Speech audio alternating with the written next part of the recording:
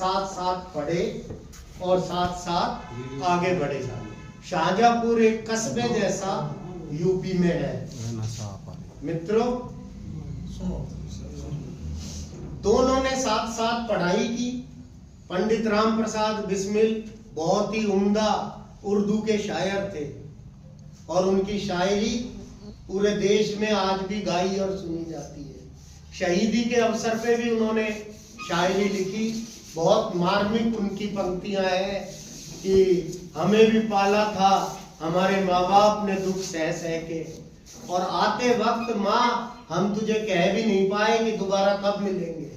और फिर वो शायर माँ के लिए लिखता है, अपनी माँ के लिए और अशफाक की माँ के लिए, कि तिफल जो आंख से निकले, तिफल आंसू, तुम उसी को अपना बेटा समझ के आंचल से चिपका लेना कि हमसे तो मुलाकात होगी नहीं।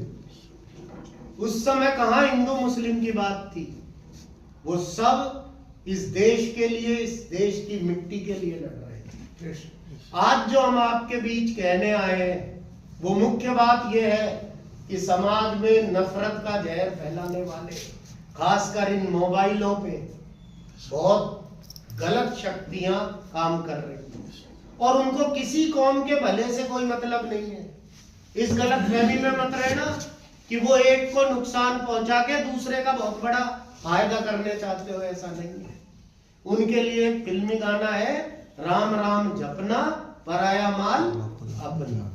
असल में उनको चोरी करनी है बड़े सेठों के लिए, बड़ी कंपनियों के लिए, अमीर जादों के लिए, और उनकी उस चोरी की तरफ किसी का ध्यान न जाए।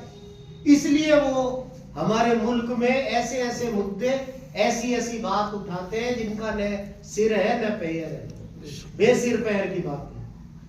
आप इतिहास को देखिए, महाराणा प्रताप और अकबर का नाम बहुत लिया जाता है और ये बताता नहीं बच्चों को कोई कि अकबर तो बैठा था अपने महल में, लड़ने आया था कौन? राजा मान सिंह।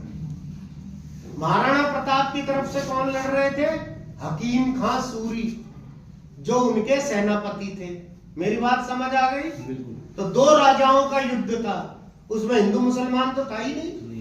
मुसलमान राजा का सेनापति तो था हिंदू और हिंदू राजा का सेनापति था मुसलमान। तात्या टोपे, महारानी झांसी की लक्ष्मीबाई, लक्ष्मीबाई का जो सेनापति था वो मुस्लिम था, उसने उसकी जान बचाई, उसे अपनी प्राण की आहुति देके उसे अपने बेटे के साथ किले से